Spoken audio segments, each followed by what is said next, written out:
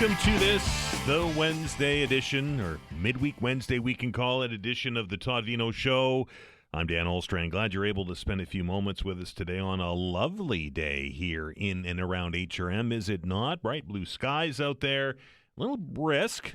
I was out for a walk there about an hour ago just to stretch my legs and get some fresh air as we were getting ready for the show here that Vanessa Veinotte puts together and does a fantastic job at that. And it's for folks like me that are follically challenged, I will say. It's full blown toque weather now. It's a little cool on the dome, I will say, when you don't have any insulation on it. So had to dig the toques out, and they're now in full effect. I would imagine I saw a lot of people wearing them today, so I'm not alone. But it's a little brisk out there. It looks like we're going to have a little bit of a break from the wet weather that we've been experiencing, and we all know the story. We all know that we need to have lots of rain here before the freeze up happens. But a little bit of a break from it doesn't hurt, does it? It's a lovely day out there. If you haven't been outside, get out there and enjoy it. We're in a wonderful place, right? Just a heads up, everybody. At 1:55 this afternoon, your phone's going to make a big noise, and if you're on the Nova Scotia Alert app like I am, you're going to get that twice, and that's completely normal because apparently there's an emergency alert test happening at 1:55 today. The system gets used a lot here, we know, so don't be alarmed if the alarm goes off, as the saying goes. Budget deliberations, they got underway about 30 minutes ago at HRM Council. 9:30, the debate began, and to be quite honest with you, I don't envy the regional councillors in the job that they have at hand. I watched some of the city council meeting last night, and what a meeting it was. That meeting went well into the evening. And, my feelings about in-camera sessions, and I know that they're necessary. And I know that there are some things that city council has to negotiate, be it contracts, be it real estate, be it that kind of stuff, where they have to go behind closed doors to get a resolution and move forward, and can't put the city in a bad situation by exposing that stuff. I understand the need for secrecy for that, but they were in camera well over 3 hours yesterday. Well over 3 hours. Now, either there's a big contract that's up for negotiation. We don't get a whole lot about what's in there. There was some contracts that were to be personnel issues to be discussed. There was an intergovernmental affairs issue, which is the relationship between the city and the province. I personally think that kind of discussion should be in public, so we can get an idea of how that relationship is going. We know it's been strained, to say the least, as of late. But later in the session, there was a discussion, and I think it was Councillor White's motion to have a staff report done on a road safety campaign, an advertising campaign. And she wanted it to be, one of those reinforcement things. And we know advertising campaigns work, right? We live on advertising here at the radio station. If advertising didn't work, the radio station wouldn't be here. But you have to ask yourself, when we're getting ready to head into a budget session where we're looking at a 10.5% increase at this point, and everybody that I've spoken to that sits around that table have all said the same thing, that this is going to be a tough budget. And it's going to be some difficult decisions that need to be made. Some of the comments I heard about this campaign and the merits of the campaign aside, where like, well, we're just going to get a staff report done and we'll get some information and then we can see where it goes from there. Now, I realize that city staff are salaried employees, and I realize that they're paid daily, just like Vanessa is and just like I am.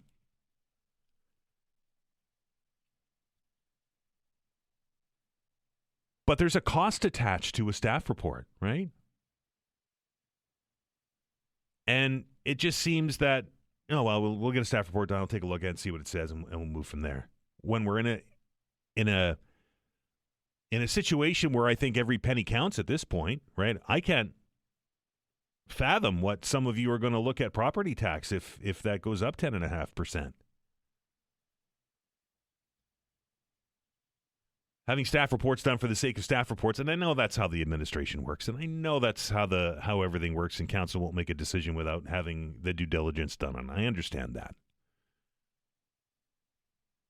But there was a couple of instances during that meeting last night where it was, well, let's get this done and we'll take a look at it and move forward. When we probably could have just ended it at this point where it didn't cost us any additional money.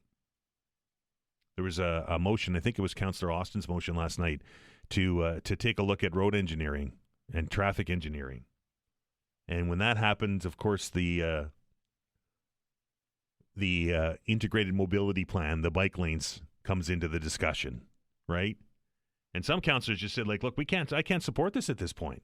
Like, we're in a tough financial situation. Others went down the road, well, let's just get the report done and see what it says and move forward. I think if we're going to have a real shot at reducing that budget number, I think that everything needs to be on the table, and incessant staff reports probably should be something that's looked at. The city also updated yesterday during the council meeting its homeless framework last night. They had a presentation from the staff organization that looks after this file, and we know it's been an ongoing situation. Some interesting nuggets came out of that for me. There's 3 remaining encampments in HRM, and one of them, Lower Flynn Park, is in the process of being closed. So by January-ish, likely that encampment will be closed and will be down to 2. Stats, I think they were from early in November, and I stand to be corrected on that. But stats that were delivered to council last night showed that there are 45 people currently living in these encampment sites in HRM. That's down significantly from the 100 or the 200 that we saw in the past. And the question was asked, why such a reduction? And staff said that when they have begun closing parks, like, for instance, the Cogswell Park encampment, a majority of the people that were living in that encampment moved into provincial shelter spaces. There are 45 people currently living rough in city parks here in HRM, and there are currently, according to the data that was delivered last night to council, there are 67 spaces available in provincial shelters. So there's a surplus, right? There are more indoor shelter spaces available for homeless people in HRM than are people that are living in the designated encampments. I know there are people living outside of the designated encampments and living in the woods around HRM and so on and so forth, but the ones that are living in designated camps at number 45, there are 67 spaces available. And the part that really caught my attention last night was, with 45 people left in this situation, and that number obviously will be very in flux. It moves back and forth as situations change. But they are expecting to have those 2 remaining encampments closed within the next 24 months. That's 2 years. And I understand there's a process involved, right? It's not like the city says we're closing this and then they just roll up the carpets and everybody moves on. There's a process involved, but 45 people with a surplus of shelter space available in 2 tent encampments, and the time frame is 18 to 24 months to have them closed. I don't know about you. It seems like a long time to me. Why 2 years? Might be something you want to talk about when we do the open hour. Of course, it's Wednesday. We will be doing the open hour on noon today at 12 o'clock instead of 11, because that will give us space for Dr. John Gillis, who will be joining us to answer your medical-related questions. House calls will go at 11 today. The Premier Tim Houston, will be in Boston tomorrow. He's a traveling man, isn't he? He'll be in Boston tomorrow to speak to the U.S.-Canada Energy Conference. I don't know if he's doing that as the Premier of Nova Scotia, or it's the province's energy minister, or both. Anyway, on Friday, He's going to travel back, I would imagine, Thursday night, and Friday, right here, 11 o'clock, the Premier of Nova Scotia will be on the air for a full hour. So we'll get the very latest on the ongoings in Boston. Hopefully his flights aren't delayed. And Vanessa's rolling her eyes at me right now. And we will have the Premier of Nova Scotia on the air here Friday at 11 o'clock until 12. He'll be here to answer some questions. We'll take some calls. Make sure you get your calls in early. Hopefully, folks, it's busy. It gets really busy when we have the Premier on here, and we'll do our very best to get to as many as we can. But it will be a busy segment, and I'm looking forward to it. Did you hear the story about Canada Post today? $1 billion loan in January. $1 billion with a B dollar loan. That company, that Crown Corporation, that arm's length, whatever you want to call it, is insolvent, in my opinion. If it's short $1 billion and needs a government bailout, officials have said that it's not sustainable. I think it's time for Canada Post to be spun off from the government and live and die on its own. Let the market decide if it could compete against the Amazons and the UPSs and everything else of the world. Billion with a B. I know that the federal government has given Canada Post some changes that they've asked for, moving away from home delivery in some areas to those smart boxes. They're going to close some post offices, and they are now able to adjust the price of a stamp. But $1 billion. Holy smokes. And finally, before we take our first break here on the program, thanks for all of your eggnog suggestions yesterday. I got like a dozen emails. And recipes. Now, I'm going to give a couple of them a try over the holiday season, although my doctor probably doesn't want me to do that. They're certainly not healthy-ish. They're pretty full of fat and other things. But hey, it's the holidays, right? And it's eggnog is one of my guilty pleasures. And Vanessa has a plan hatched here. We're gonna do part of I don't know, it's a TikTok thing where you mix root beer with eggnog, and apparently it's good. I think it would be gross, but I'm willing to try it, and we're gonna do that between now and Christmas. So make sure you stay tuned to the social media channels. Vanessa will put the camera on, and we'll see how that goes, and we'll get my reaction. She won't do it, but she doesn't like eggnog. But I'll do it and be the test subject here. We're getting ready to take our first break on the show. When we come back, you probably heard this story earlier this week. New compliance units being created to combat illegal seafood activities, particularly in the southern portions of the province, but this will go right across Nova Scotia. We're going to have a conversation with the minister responsible for that. The Minister of Fisheries and Aquaculture is Kent Smith, and he will be your guest when we return. You're listening to The Todd Veinotte Show. I'm Dan Alstrand. Back in minutes.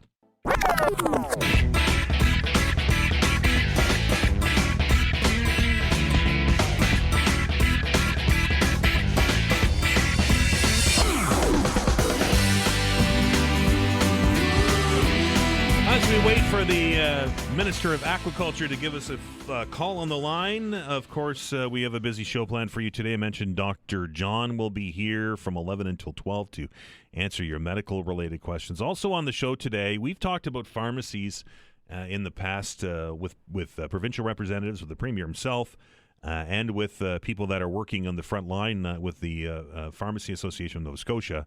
About some of the services that they provide that are in an effort to give you the opportunity to get some routine stuff, I think is probably the best way to describe it, out of the way so you don't have to go to your family doctor, or if you don't have one, to the ER or to a walk-in clinic. And there's a new survey that's out that we're going to dig into a little bit today that shows that Canadians want to see more of this. They want to see more services handed out or handled at pharmacies as opposed to having to go to the doctor or to the hospital to get things done. We're also going to dig into the announcement that I think it's December 1st that we're going to see a change in the way that recycling is funded in HRM. Have you seen this? The cost of the recycling program now being shifted from you and I to businesses that sell and produce the goods. So it'll be a cost savings, obviously, for HRM. We're going to have a conversation with the manager of education for municipal solid waste resources, Kirk Symonds, who we haven't spoken to for a while. And we're going to see if this means anything different for you. I don't think it's going to change the way that you recycle, but it's going to cost us less to do so. And I'm wondering if because of that, if there's going to be some changes, in the front end or the middle or in the back end of it. So that all going to be part of the conversation as we move forward here on the program. Again, we're waiting for Kent Smith to give us a call, the minister responsible for aquaculture. Did you see the story in the CBC today about, I think the headline kind of caught me off guard, and I read it. It said, "Numbers don't lie, the struggle real for Gen Z students." Gen Z is the next cohort of the population that is now getting into through high school and into starting university and starting to realize what that entails. And the article, I'm just going to paraphrase, says something along the lines that, when you're in school, they interviewed a couple of people, the CBC did. I think one was at St. Mary's, one person. And they're stretched their budgets pretty thin. And they're unable to do much outside of just going from their residence to class and from their class back to their residence and are let's say having creative meal choices in order to make ends meet and saying that the cost of tuition, which is not wrong, cost of tuition is continuing to skyrocket. Did you know, according to this article, that the average cost average tuition cost in Nova Scotia, now this is tuition, it's not just at university, it's tuition, is somewhere in the $9,900 a year range. The average in Canada is $7,700, so it's much more expensive to go to school here. And in preparation for the show today, I was wandering around to people that have gone to universities here in Nova Scotia, and they say, Dalhousie's a very expensive school to go to, and so St. FX, and so is Acadia by extension. So maybe those prestigious universities are driving the cost up. I think that's a fair argument.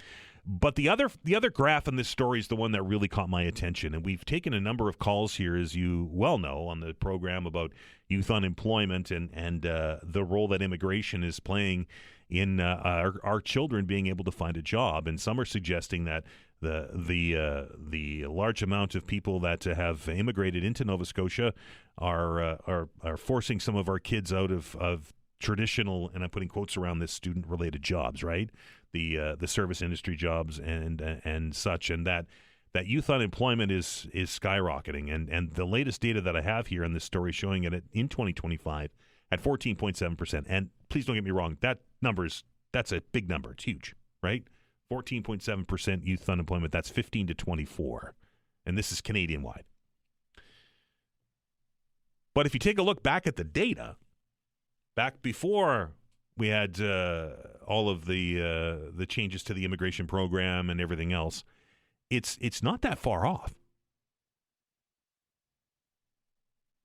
It's 2009. It was at 15.1%, so it was more than it is this year. And then if you go back further to the late 90s, it was at 16 and 17%. Now we know the economy was a different place in the 90s, and familiar with youth employment in the 90s because that's where I grew up, right? So in the early 90s, I'll say. So it's bad. I will certainly admit that that number is it should be unacceptable in 2025 to have 14.7% youth unemployment. But it's not out of the ordinary.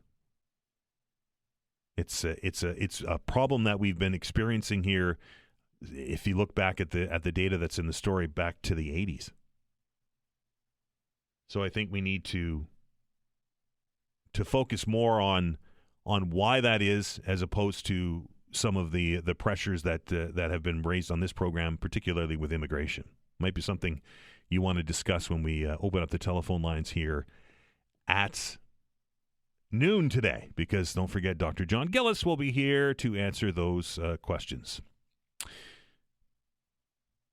Still waiting on the minister. It doesn't look like that's going to happen today. So, unfortunately, we wanted to talk to the minister about this new compliance unit. And the questions I have for the minister are there was a big splash made about this, that they're spending money to create this unit to go out and target illegal seafood-related activities. We've all seen the stories. We've all heard some of the goings-on, particularly along the South Shore and into parts of Cape Breton when it comes to the lobster industry. And the province has always said in the past that it's a difficult situation for them because the DFO, the Federal Department of Fisheries and Oceans, monitors the ongoing activities out on the water, off the shore, and the province is responsible for monitoring what's happening once the catch is landed on terra firma. So their solution is to create this new unit, and it's going to have 4 officers that are attached to it. Now, Nova Scotia is a big place, right? And 4 officers being held responsible to monitor this thing is, the release says they're going to be responsible for monitoring, inspecting, and investigating regulatory compliance and acting on the offenses. That's a large task for 4 people, I think. But I will suggest that the industry, particularly the lobster industry, where this kind of centers around because it's such a lucrative fishery here in Nova Scotia, will applaud any kind of change. And I've heard anecdotally, and I've seen some reporting out on the water that there's been maybe an uptick in enforcement. I don't think we're at where we need to be at with it. The numbers are staggering. Like it's into the hundreds of millions of dollars that this costs. They're increasing the fine under the Fisheries and Coastals Act from $1 million to $1 million. That up from $100,000 for a first offense, $2 million for a second. They're modernizing fish buyers and fish processor regulations. They're implementing new license conditions that will require enhanced reporting of buying data to help with enforcement and compliance, the paper trail. The province also investigating improved ways to trace lobster and snow crab, which is, of course, our most valuable species. Hiring new licensed compliance analysts to assess buyer and processor data for noncompliance. Contracting a forensic accounting firm to dig into this and to continue to push for modern cross-jurisdictional regulatory tools like boat-to-plate traceability. I like that as a consumer. There are some seafood products you can get at the grocery store that have a barcode or a QR code on them that you can scan with your phone, and it shows you where it was caught, when it was caught, what boat it was caught from, and the process that gets to where you eat it, right? And when it comes to sourcing and us as consumers, or me as a consumer, looking to see where my food comes from these days, probably more than I ever have in the last year. It's nice to have. So I think that out of all of this is probably the best news, at least for me, because when I buy lobster, which I'll admit isn't very often, snow crab even more rare, but I do eat it. It would be nice to be able to scan that code just to see, where it was landed, where it was caught, where it was landed, how long it's been out, those kind of things, because fresh is obviously important to us, right? Unfortunately, I apologize on behalf of the minister for a no-show. Hopefully this doesn't happen when the premier's in Boston. Anyway, we'll rat him out to his boss when the premier joins us on Friday. How's that? We're going to stop and take a break. Vanessa's going to dig into this. And when we come back, more services. Canadians want to see more services at local pharmacies. We'll have a conversation with the CEO of the Neighbourhood Pharmacy Association of Canada. Sandra Hanna will be your guest. You're listening to The Todd Veinotte Show. I'm Dan Olstrand. We're back in minutes. Thanks, Blake. Appreciate it. And welcome back to The Todd Veinotte Show. I'm Dan Olstrand. We managed, I shouldn't say we, Vanessa managed to work her magic. And lo and behold, joining us on the phone, the Minister of Fisheries and Aquaculture for Nova Scotia, and that is Kent Smith. Minister Smith, welcome to the program. Thanks for having me, Dan. I guess the first question is with regards to the illegal fishery in Nova Scotia. I talked about this before the news, that it's been a bit of a frustration point. I know in our conversations between you and I on this that the jurisdictional issue between what happens on the water and the Department of Fisheries and Oceans, and what happens on the land, which is the province's responsibility. This is big business in Nova Scotia, this illegal fishery, is it not? It is. There are reports that up to $400 million is unrealized and taxable income for Nova Scotia. So that would be a significant amount of revenue for the province. But you're right. With respect to the jurisdictions that you and I have spoken about, I think it was about a year ago now, Dan, the federal government wasn't doing a great job of enforcing their responsibilities on the water. I raised concerns about that. But I'm happy to say in recent months, DFO has done a little bit of a better job enforcing on the water. And that's where it was time for the province to step up and make sure that we're doing everything that we can to enforce the regulations of our license holders. Minister Smith, Nova Scotia is a big place, obviously, and there are a lot of places where fishing takes place. This new unit is going to consist, as I understand it, of 4 enforcement officers. Is that a big task for 4 people to handle? It is. But of course, they're not going to be alone in this. Dan, they're going to have the team at Fisheries and Aquaculture to support them with industry knowledge. They're also going to have access to the Department of Natural Resources conservation officers.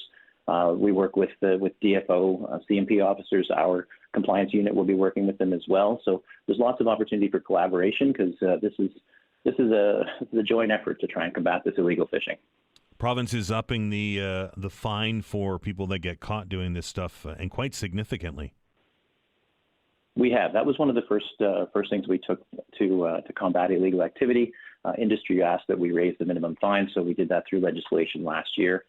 We've also updated our license conditions, making things a little more stringent. We've also added a forensic auditor to help looking at the books of our buyers and processors to make sure that everything's adhering to their license conditions. So again, this compliance unit is another step in making sure that the province is committed to doing everything that we can do to combat illegal fishing activities. Minister Smith, is this a compliance unit that's going to focus on the buyer end of things, or on the fisher end of things, or is it a combination of both? We'll really be focused on the things that fall under the terms and conditions of the licenses for the buyers and processors of the province. So the members of this compliance unit will be tasked with visiting plants. They'll be tasked with visiting pounds. They'll be on wharves, making sure that designated buyers are doing everything that falls under their license conditions. Yes. So the licensing conditions are being changed, and you're creating a stronger paper trail for these auditors and these enforcement officers to be able to trace, correct? That's correct. So we talked a little about the jurisdiction, right? So DFO has responsibility on the water and everything to do with harvests. And when the product gets to the shore, that's when the province has some responsibility. So again, another step in the process of making sure that we are doing everything that we can do to ensure that the terms and conditions of our licenses are being followed. Also planning to push for what's being called a modern cross-jurisdictional regulatory tool, like boat to plate traceability. This is something I think is where us as consumers are going to be able to benefit, right? We'll be able to see where our catch is coming from. That is the ultimate goal, Dan. It would be great to have a universal system for evaluating where fish comes from, which boat, and the path that it takes to get to your plate. Mr. Smith, when will we see these officers on the beat out on the wharves of Nova Scotia? Well, it's going to take a little bit of time to stand this unit up, Dan, but we're optimistic that by sometime in the middle of 2026, we should see the 4 officers fully staffed and doing the work that we're asking them to do. Minister Smith, how much is this expected to cost? Well, this is a reallocation of resources. So we're taking 4 full-time equivalent employees from the Department of Natural Resources, and we're moving them over to live under the Department of Fisheries and Aquaculture. So there's no cost to the staffing side of things. And in the budget last year, we were fortunate to get a $325,000 increase to go towards that forensic accounting to make sure that we can look at the the books and records of our license holders. Minister Smith, I know you're busy. Appreciate your time. Appreciate the opportunity to chat today, Dan. Thank you. That is the Minister of Aquaculture and Fisheries, Kent Smith, who joins us on the phone. I think that's something that we should be looking at for all of our, and I'm going to say this with a quotation around it, proteins that we get at the grocery store. Wouldn't it be nice to know where that lobster's coming from, or know where that steak or that pork chop or that chicken comes from? We get somewhat of an idea from labeling, right? But I really like that idea of that QR code that you scan and it gives you all the data and dates and times. I think that that this is something that should be looked at different departments, and fish farming and other farming and eggs. And I know there's codes and stuff on eggs, but they're hard to decipher. Just make it easy and let Nova Scotians know, and we can vote with our wallet, right? We're going to take another break. As I mentioned off the top of the program today, there are some changes coming to recycling in HRM. Not necessarily what you and I do every day, but how the whole thing is funded and paid for. A conversation with the city's Manager of Education and Promotion for Municipal Solid Waste Resources. That's Kirk Symonds. He'll be joining us when we come back. You're listening to The Todd Veinotte Show. I'm Dan Olstrand. We're back in minutes.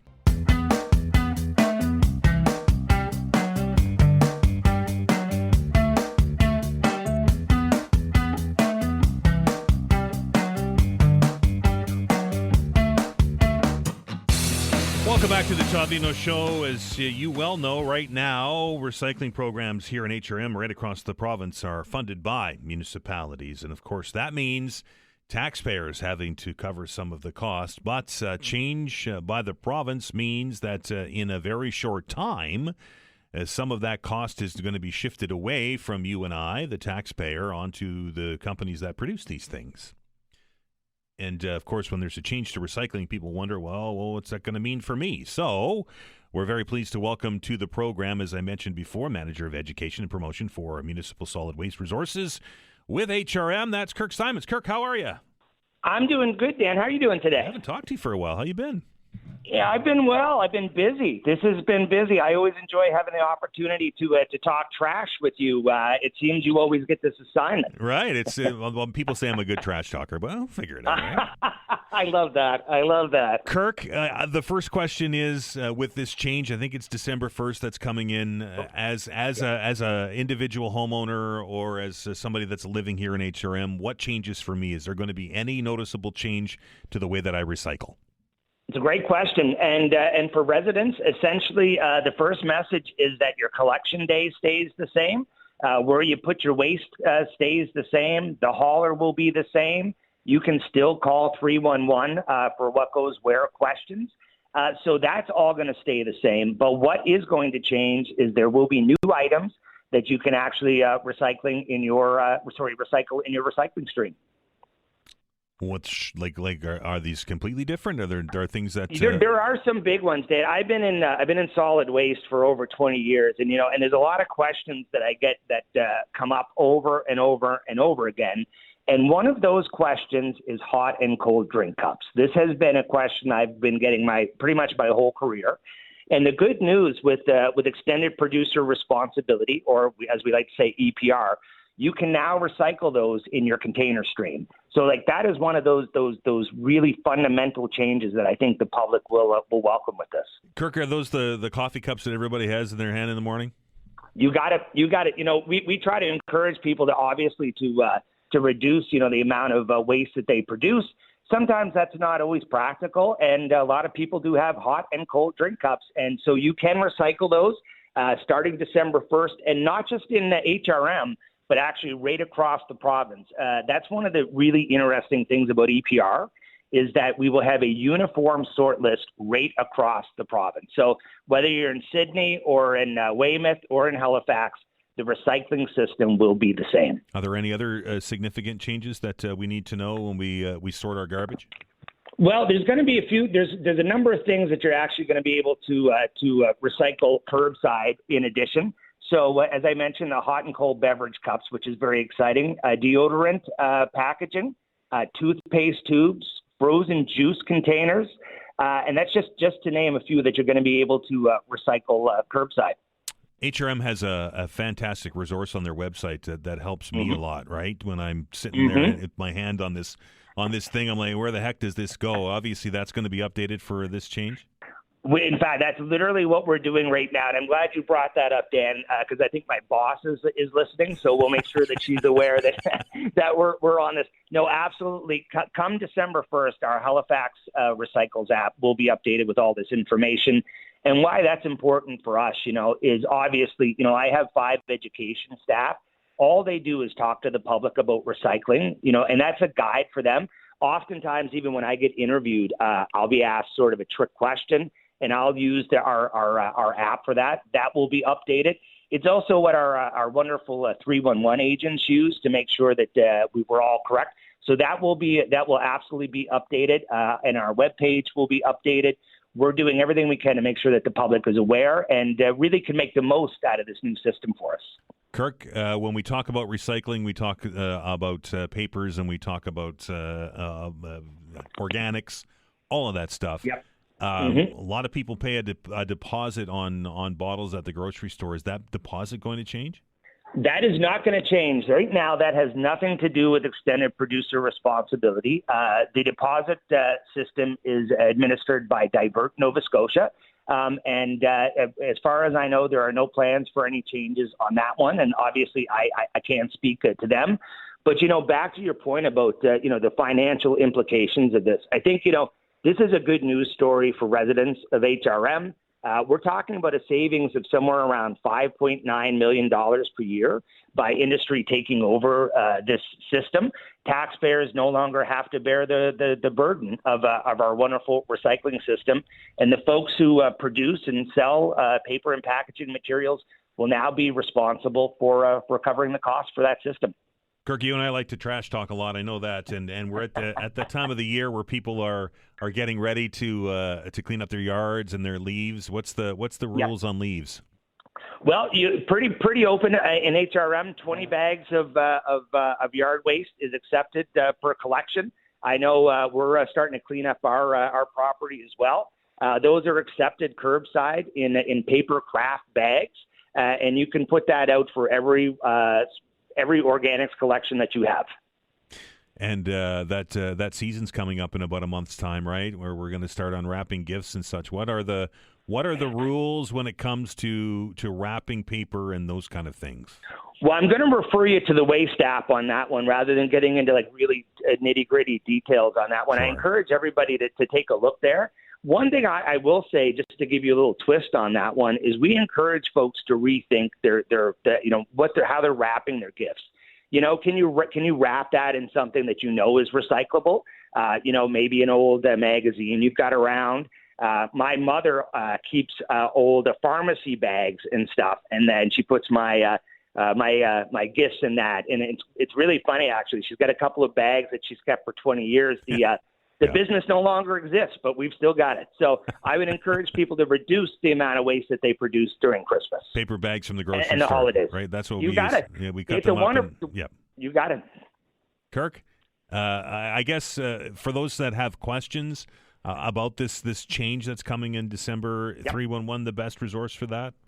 311. We also have updated our webpage, and that's halifax.ca/recycling. You can find all of the information about what's happening with EPR on that webpage. And again, starting December 1st, if you have questions about what goes where, you can go to the Halifax Recycles app or call 311. Now, we know there's some additions to the recycling program. Once this thing kicks over, are there some items that will no longer be accepted? There are a couple of items that are not included in the provincial legislation. For Halifax residents, really two things we're talking about there. One is pots and pans. Up until December 1st, we'll accept those in your recycling bag, but as of December 1st, they will no longer be accepted.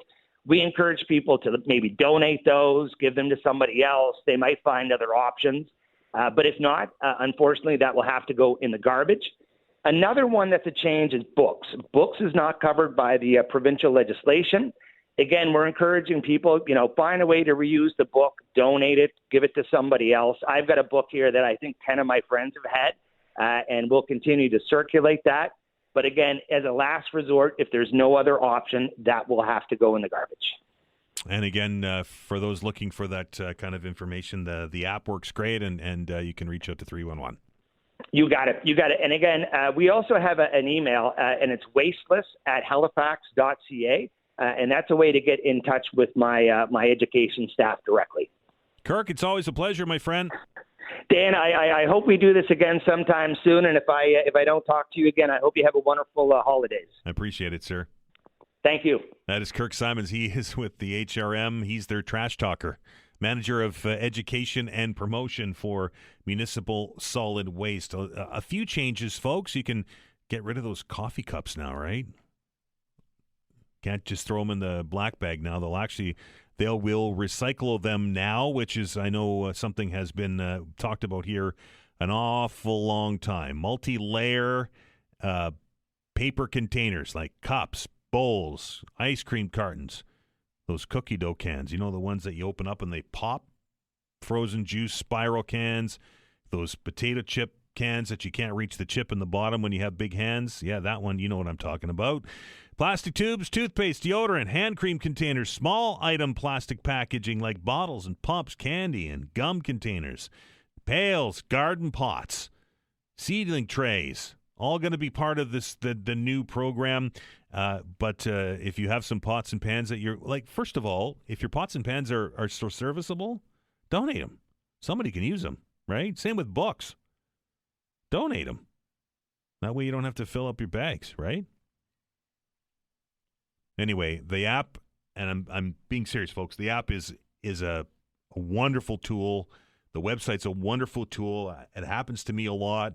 I try to do my best when it comes to getting things right when I'm recycling, and there are many instances when I'm standing in the middle of my kitchen holding something going, all right, where does this go?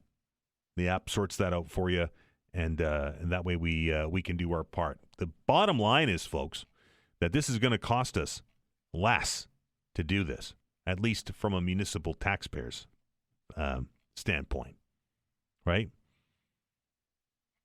Obviously, there's one taxpayer, and I know the implications with that, but this is a positive move as we get ready to move forward.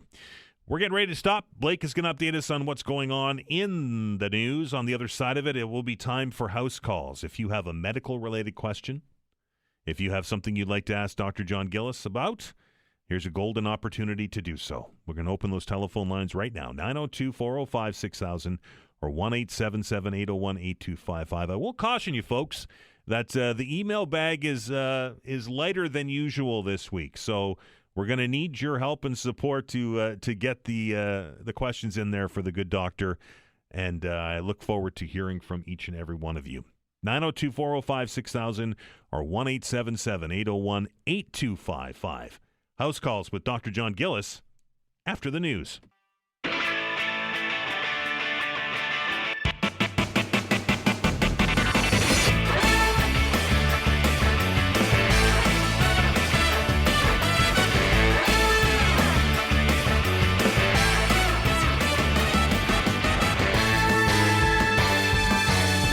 All right, welcome back. It is time now for house calls. Your opportunity to get some medical advice on a Wednesday is we know sometimes can be a wait to talk to the doctor. So we will do that for you as Vanessa is working to connect us up with Dr. John Gillis, who will be here for the next 60 minutes or so to answer your medical related questions. Should you have a question, a concern, a query, a good opportunity for you to join the show and get that question answered. At least Dr. John will do his very best to do so. Sometimes, of course, difficult to diagnose somebody over the phone, but Dr. John has been doing this for a long time and he will do his very best in order to get that advice out to you. The telephone lines are now open, 902-405-6000 or 1-877-801-8255. Again, 902-405-6000 or 1-877-801-8255. Lines are wide open if you want to get in and get on. I know last week a couple of you waited to the very end and we had to disappoint you, so get the call in early, and that way we won't disappoint you. We're just having a technical glitch here to connect up with Dr. John. He'll be in here very momentarily. And don't forget, at 12 o'clock today, we'll open up the telephone lines again for the open hour. And with the budget deliberations underway at City Hall, I know that many of you will be wanting to join that conversation, and I look forward to it. I really do. Again, 902-405-6000 or 1-877-801-8255. Appears we're having some kind of phone problem with Dr. John, and we will do our very best to get to that as we wait. I was chatting earlier in the show today about a story I read in I think it was on the CBC website this morning, and it was talking about Generation Z and how the struggle is real. I think was the headline, and the student experience being portrayed by the people in the article is. And please don't get me wrong. I'm not making light of it. I mean, we've been there, right? But this, I don't think, is a new struggle. I think this is a struggle where we have seen this in the past. I can remember my post-secondary days where there was creative budgeting, I will say, and I certainly don't recommend it. But there was creative budgeting that was happening in order to be able to afford the things that we were doing. And I know that many students that are on residence programs have meal programs associated with that. In my time, there wasn't. So it was interesting times and not necessarily the healthiest of times, I will say. But it's not new. But what is new is the exorbitant cost of post-secondary education these days. It's it's almost $10,000 in Nova Scotia.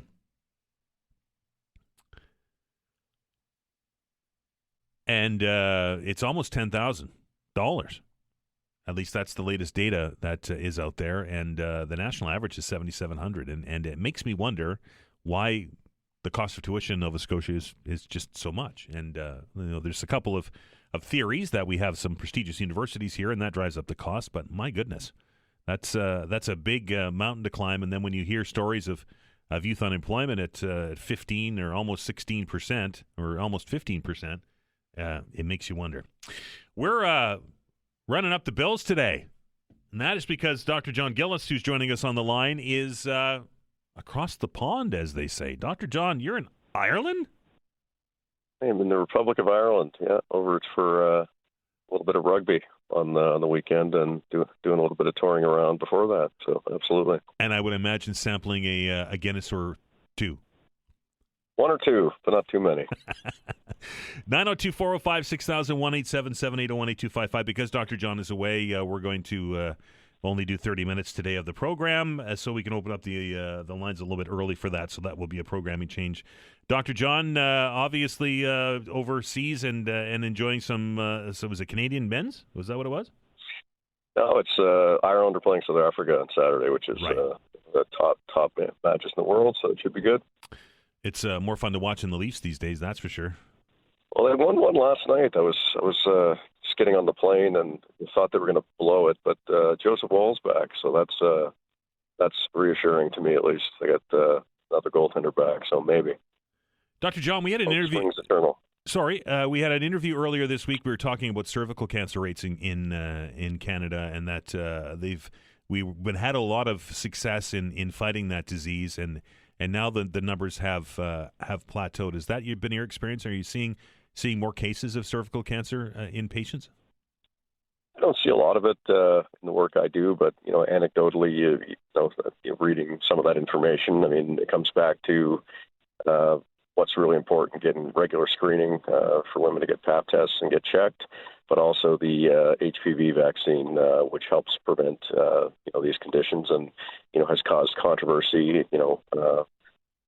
For some parents, they don't want their kids being immunized because it's seen as a sexually transmitted thing, and my kid's not doing that, and Right. it's not about judgment or morality. It's about safety and preventing illness, including some of these cancers, which is really important that we protect our kids, young women and young men. It has benefited young men for some cancers as well. As I understand it, that vaccine available for women and men up to the age of 19 in Nova Scotia, correct? That is correct, yeah. And again, important to have a conversation about it, but it's not a judgment. It's not suggesting anybody's going to do anything or not do anything, but if people are sexually active, as they often tend to be inevitably, it's important that they protect themselves. 902-405-6000-1877-801-8255. We'll dip into the email bag here, Dr. John. I got an email from Judy this morning who said a few weeks ago she thought that she heard you say that you can take Tylenol and and I'm going to spell it for you, NSAID and NSAID at the same time. Did you mean during the same day or actually at the same time? Yeah, so Tylenol or acetaminophen is a separate class of medication from anti-inflammatories, what we call NSAIDs, or non-steroidal anti-inflammatory drugs. Got it. Like Advil, ibuprofen, naproxen, that class. And what I was probably talking about is when we see people with fevers, often kids with ear infections, treating the fever and treating the pain is the most important thing. So you can take Tylenol and then take ibuprofen, then go back to Tylenol, alternate the two. For those of my colleagues out there who have the man flu, that's often the key, is to keep yourself regularly medicated with these medications that keep fever, aches and pains, and whining down in men with the man flu. Is that a medical condition? Is that an official medical condition now, the man flu? 100%. Yeah. 902-405-6000-1877-801-8255. Another email question says, Doc, my doctor says my iron levels are low, Dr. John, referring me for an iron shot. Says I need to be assessed first. What does that assessment involve, and what can I expect when I get the shot pain-wise? Yeah, I don't really know what be assessed first means. There are different ways to give iron. You can take iron pills. Some people don't absorb them. People are really low. Sometimes we give intramuscular shots, which can be kind of painful. More common way is an intravenous infusion, which we do sometimes in the hospital. What that may mean is want to make sure there's no underlying, liver problems or kidney problems that would affect the dosing of the iron possibly.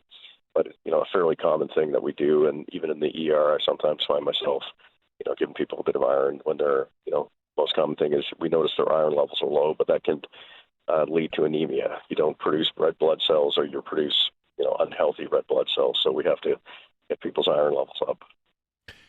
902-405-6000-1877-801-8255. Let's go to the phones, Dr. John. We welcome James to the show. James, how are you? Hi, fine, thank you. Today, question for Dr. John. If someone were to get, as is pretty common this time of year, I think, respiratory tract issues, cough, congested, maybe even a little short of breath, but want to avoid the 9-hour wait in the ER, what's the best place to start to get some good advice? Well, that's a good question, and that's something we encounter often. So most of these, what we call upper respiratory infections, as you allude to, are viruses, meaning they have to run their course, and the treatment is supportive. So if, you're achy and fevery, as I just said, Advil, Tylenol, and alternate them if need be. Cough suppression medications, like anything with DM in it, Benylin DM, Robitussin DM. DM is dextromethorphan, which is a cough suppressant. So, treating the symptoms. I guess beyond that, if you find you are short of breath, having a fever that's persistent and not going away, that might indicate, a bacterial infection, an actual pneumonia. And, that's a little tougher. It's, to diagnose without, an X-ray at the ER. But, to your point, nobody wants to wait 9 hours. So usually what I suggest is, when you start to have these symptoms, manage them. If you notice they're getting worse, your options are the ER, your own family doctor, a walk-in clinic, Maple, some of the online services.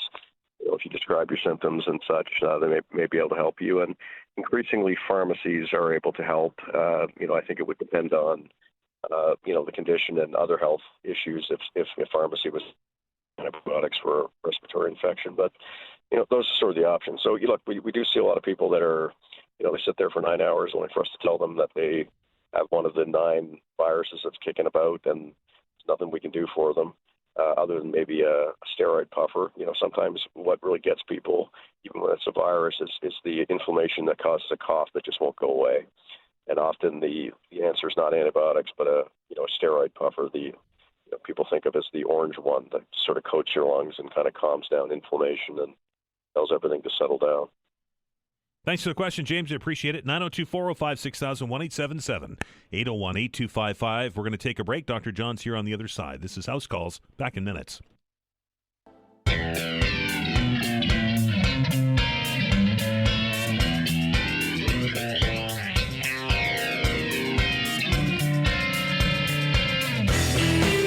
right, welcome back. An abbreviated edition of House Calls today with Dr. John Gillis, who's joining us from the Emerald Isle as he is on tour. Can I say you're on tour, Dr. John? Is that what you're doing?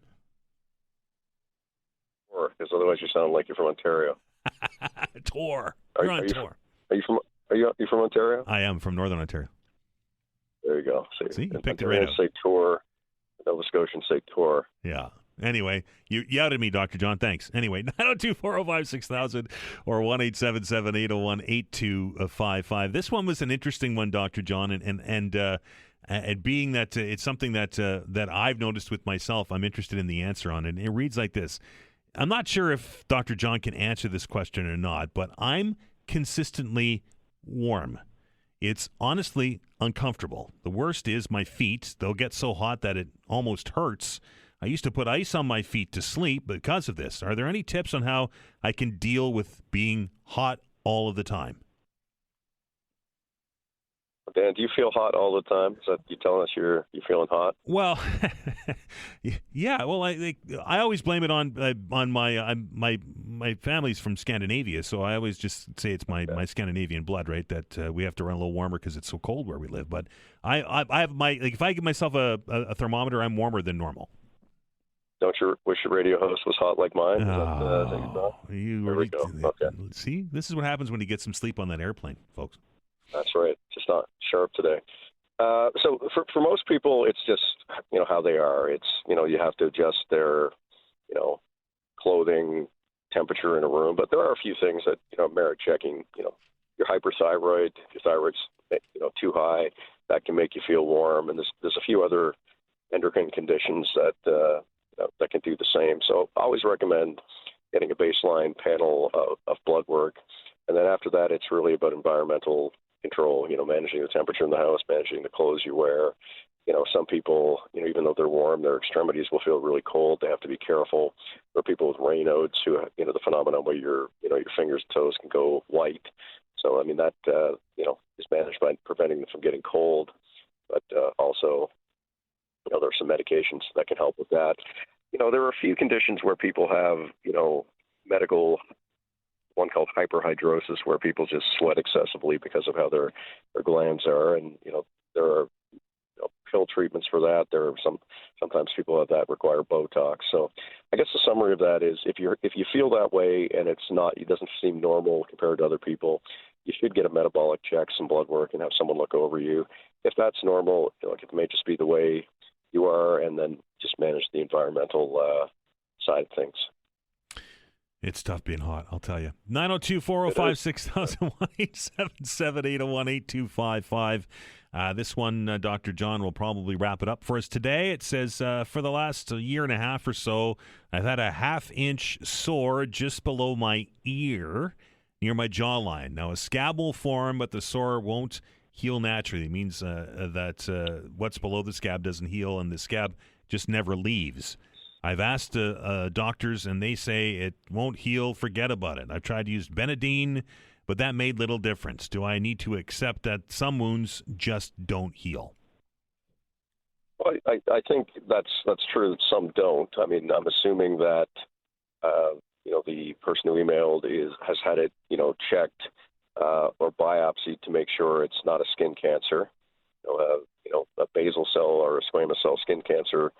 The irritation may come and go, but it's not going to go away. So if it's something that's persistent and is bothersome, it should be looked at by somebody and possibly biopsied. And then there are, sometimes people have cysts on their face that, the underlying cyst may drain. It may get better for a while, but then it just sort of simmers because the cyst is still there.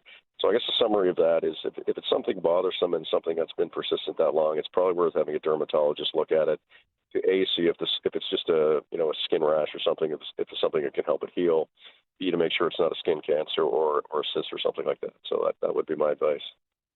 Dr. John joining us from Ireland today. He's on tour and is going to cut his visit with us short so that he can carry on. I would imagine it's pub o'clock somewhere, isn't it?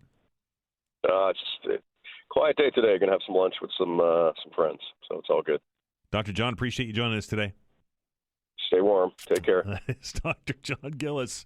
He's here normally for an hour, but because of his international travels today, is only able to join us for 30 minutes. The good news with that is that we're able to open up the telephone lines for the open hour that much earlier, and that's what we're going to do right after the news. We're going to do overtime, as they would say, as the sports analogy would be. It's time for the Midweek Meltdown. Lots to talk about out there. The budget deliberations are underway. City Council looking to pare down a 10.5% possible rate hike. I will caution you to say that is where the starting number is. Will it end there? Likely not. Will it get all the way down to zero? I doubt it. But we'll see. 902-405-6000 or 1-877-801-8255. The Midweek Meltdown Overtime Edition will continue right after the news. All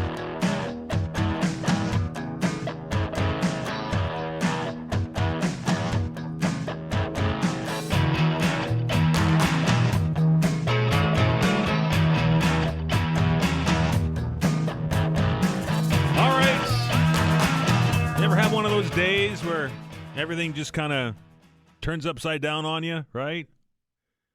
We, of course, had our wires crossed a little bit earlier this morning with the Minister of Aquaculture, with Ken Smith. We thought he was coming in at a certain time. He thought he was coming in at another time. So we eventually got him on the air, and we thank the Minister for being flexible for us and joining the show, and apologize for any confusion. And then we find that Dr. John Gillis is in Ireland and is unable to do the whole hour. So the bonus to that is that we're going to open up the telephone lines right now, 902-405-6000 or 1-877-801-8255. That is the number. This is the Midweek Meltdown, your opportunity to talk about whatever it is that is on your mind. Normal rules apply, as I like to say around here. If you have an opinion, I may not agree with it, but we'll give you an opportunity to share it, within reason, of course. 902-405-6000 or 1-877-801-8255. Lots of eyes on City Hall right now. Budget deliberations got underway at 9:30. And this is the first of a series of sessions for our municipal politicians looking to pare down that budget, which currently sits at a 10.5% tax rate increase. Now, I will caution you that that's not where it's going to end. They'll find saving somewhere. But I would be surprised, if not shocked, if that got all the way down to the flat zero that we have become accustomed to here. It's very interesting, and having conversations over the last few weeks here on the show with a number of city councilors who join us every Monday for Councilors on the Hot Seat, that this is kind of the culmination of several things, right?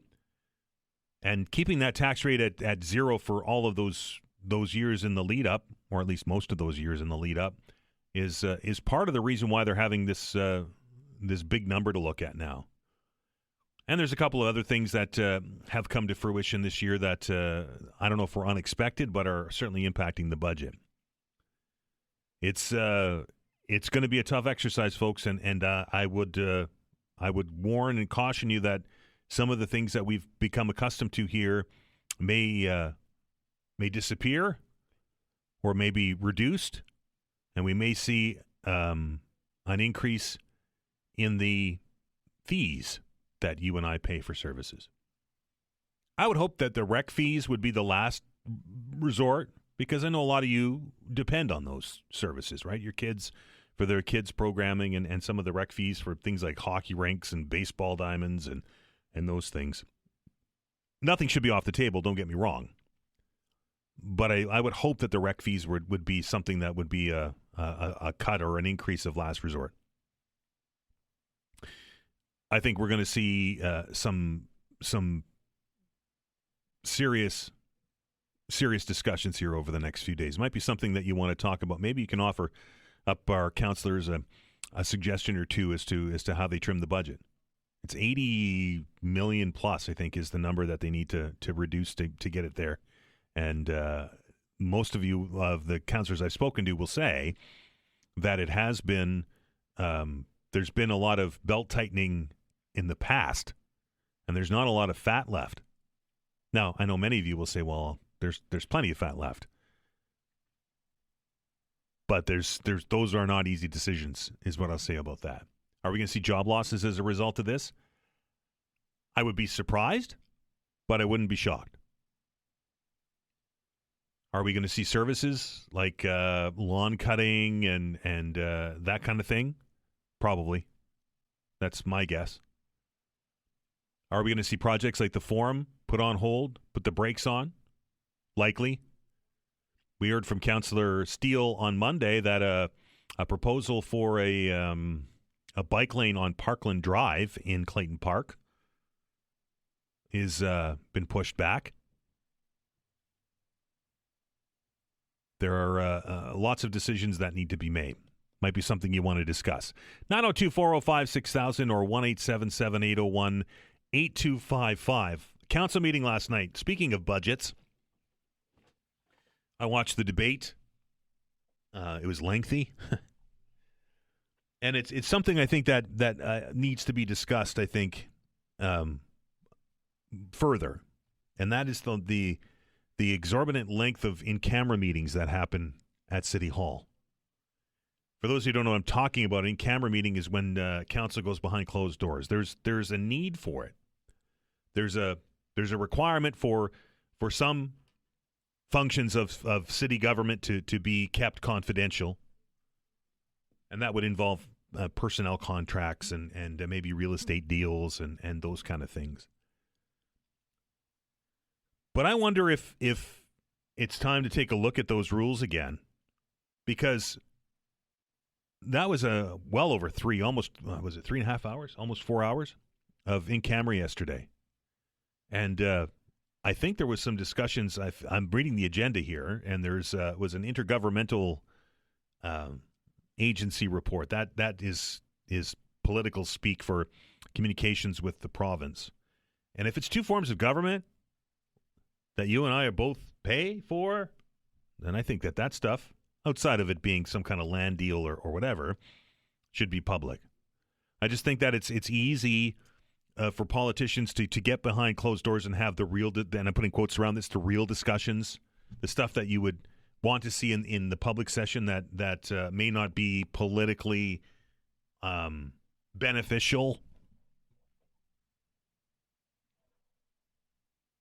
But because they happen behind closed doors and because there are rules that against council talking about what happens back there, we'll never know what happens. It just seems that a significant chunk of that meeting yesterday was behind closed doors. It was an in-camera meeting. When they came out of the in-camera meeting yesterday, late, a couple of things got discussed that I'm wondering what your thoughts are on. Councillor Austin brought forward a motion for a staff report to take a closer look at road engineering. And part of that discussion around the council table, it was Councillor Purdy that raised it, had to do with our favorite discussion topic these days, and that's bike lanes and active transportation. And part of that discussion, at least from when it was going around the council table last night, was, well, we're just asking, we're not making a decision. We just want a staff report, right? We just want staff to dig into this and to give us some information so we can make a decision. There was a second item that was on the agenda after the in-camera meeting last night. That was, I think it was put forward, a motion by Councillor White to have staff study a road safety campaign, an advertising campaign. It's all based on a road safety report that was before council yesterday that has some numbers that is showing that the number of fatalities and accidents on streets in HRM are on the increase, and they're not trending in the proper direction, I'll say. And again, it was, well, let's get the staff report done and then we can make a decision on it. I understand, and I said this off the top of the show today, I understand that city staff are employed like you and I and everybody else are employed, and they're paid a salary to do their jobs. But there is a cost that's attached to staff reports. And it may not be an actual hard currency cost, but it's taking time away from other projects or other job functions that those staffers at City Hall are required to do. And if we're in this budget cycle where it's tough, and we are in a financial situation that is a bit dire, then maybe one of the areas that we can look at is the inordinate amount of staff reports that City Council gets.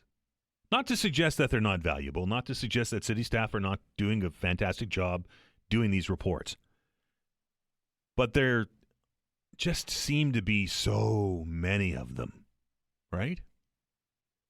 Do we have to use them all? Do we have to do them all? Something else you may want to discuss. We're going to take a break. Got a couple of callers on the line. There are lots of lines open, folks. This is the Open Hour, the Midweek Meltdown, the extended edition. If you want to join the conversation and want to hear me stop talking, that's an opportunity to do that. 902-405-6000, 1-877-801-8255. We're back after the break.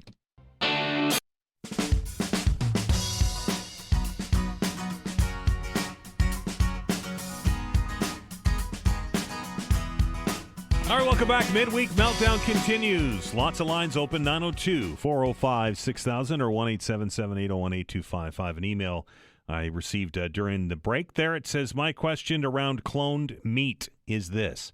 If it's acceptable to eat, then why not keep the label saying it's a cloned product and allow people to make the decision for themselves? Alternatively, I would suggest farmers growing meat, and the writer says the old-fashioned way, clearly label their products. I also think I heard this morning that they want the fishing industry to label down to the boat where the catch came from, yet we're suggesting that in land-based meat industry doing the opposite. Just my 2 cents. Ivan, I agree with you 100%. I think that if cloned meat is going to be a thing, and what this stems from, folks, is Health Canada has said that they're going to stop labeling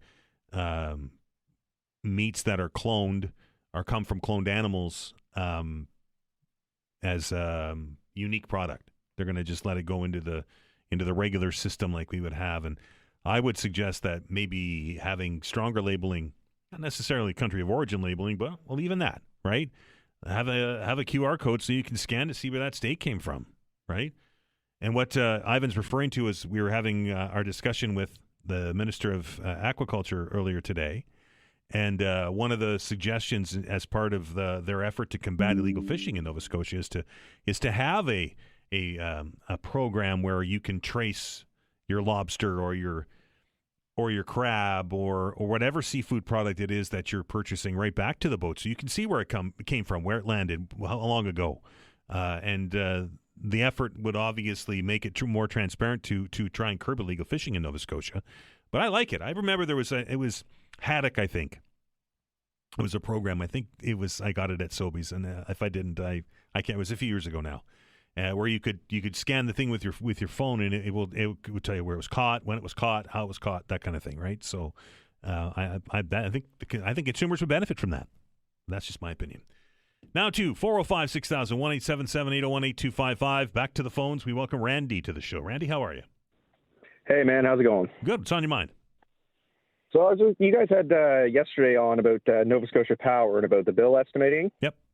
So I just wanted to share kind of my experience with it. I got my bill, and, like most everybody else, it was way higher than expected. Excuse me. And on the top of it, it kind of said, your bill was estimated for this period. So I know somebody that actually used to work in the billing department of Nova Scotia Power, and what they said was, you look at where your usage is, and it should be like a 4-digit number of how many kilowatt hours you've used. Yep. Go out to your smart meter, and it'll take maybe a few minutes to kind of flick through all the different numbers, but it will actually tell you your current usage from whatever it is and your kilowatt hours for that day. Right. So when I went and took the picture and then I went back and compared it to my bill, they had actually tried to charge me almost 250 kilowatt hours more than what I had actually used. And this was 8 days after my bill had actually been issued. So when I called the power company, I mean, like everybody else, we kind of had some issues with actually getting through to somebody, but we found late afternoon, early evening was the key point to call. So we got into the billing department and we were talking to the lady there, and within 2 minutes, she had accessed my meter, to which I kind of questioned, why was my bill estimated? And you said you couldn't access the meters, but within 2 minutes, you were able to do so. And I think by the end of a 15-minute phone call, she had actually figured out all the numbering and all the calculations and what our bill actually was, as opposed to what the estimate was. Right. It would have been like lots less, right? Oh, it was almost $300 less than what was actually on my bill. So, I mean, it kind of made me question, okay, well, why, they say they're having issues accessing smart meters, and that's why they're estimating everything. But it took her less than 2 minutes to access my meter and get the proper reading. I don't know for sure, Randy, but in our conversation yesterday, the reason that Nova Scotia Power said that they were unable to access your smart meters because of the recent cyber attack, but that has been rectified as I understand it, so maybe that's why she's able to access it now. But then it doesn't answer your question as to why your bill that you got 8 days ago was still estimated. I don't know the answer to that. Yeah, but I mean, it got worked out, and I mean, there is a way to kind of look to see if your estimate is close to what your actual usage is. You just got to look at your meter and just kind of compare the numbers, and the average person can kind of do the rough math at the very least to just kind of figure out how much they're overestimated by. Randy, appreciate the call, sir.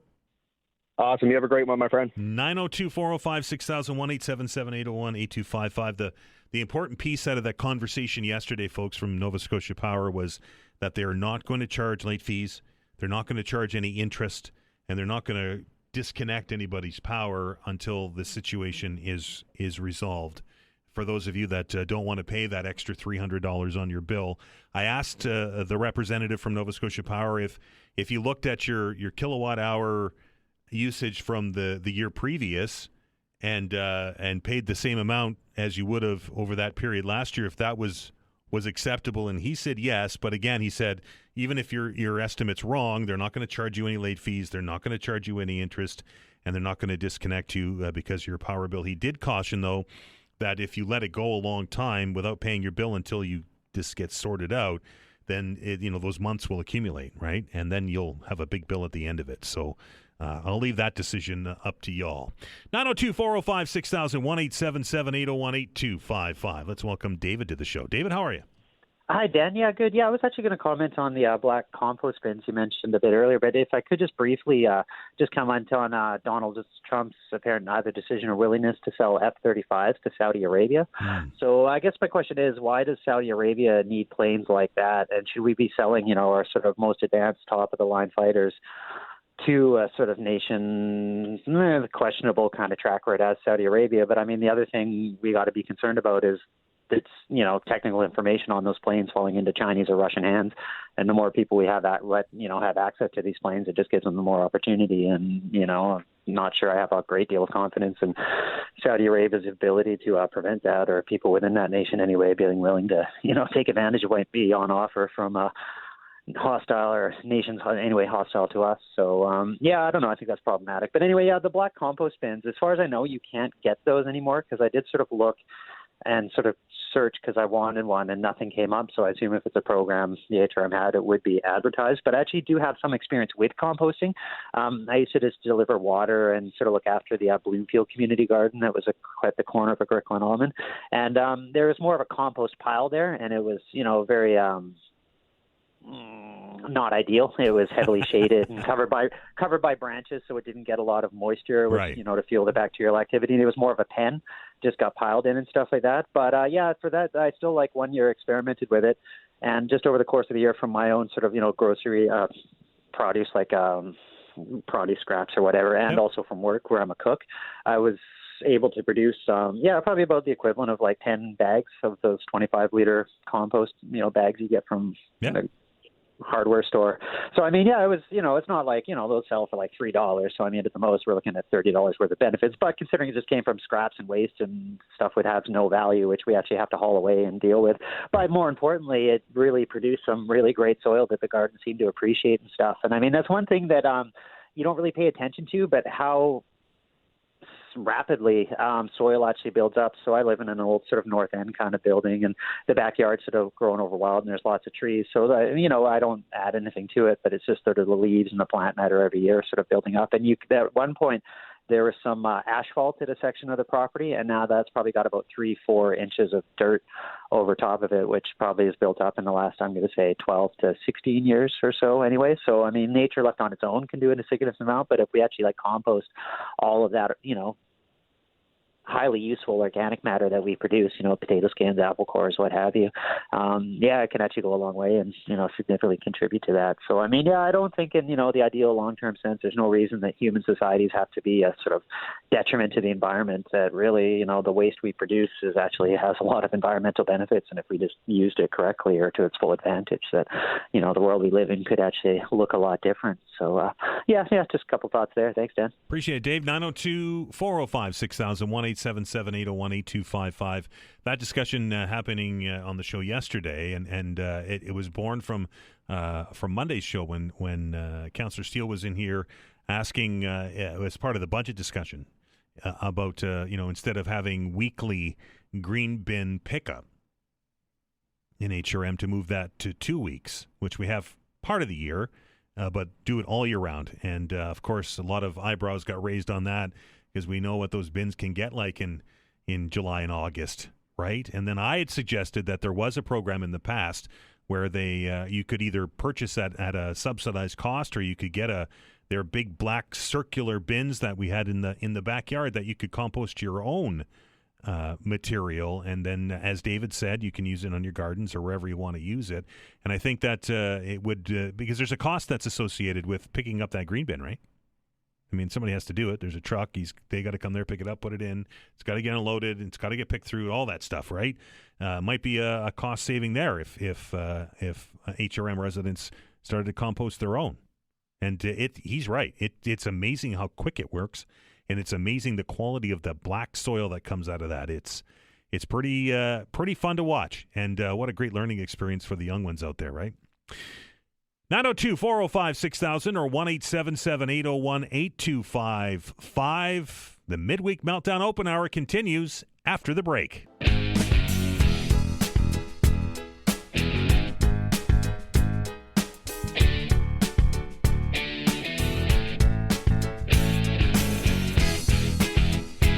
Welcome back to the Midweek Meltdown. I'm Dan Olstrand. Telephone lines wide open, folks. 902-405-6000 or 1-877-801-8255 if you want to join the show and share your thoughts.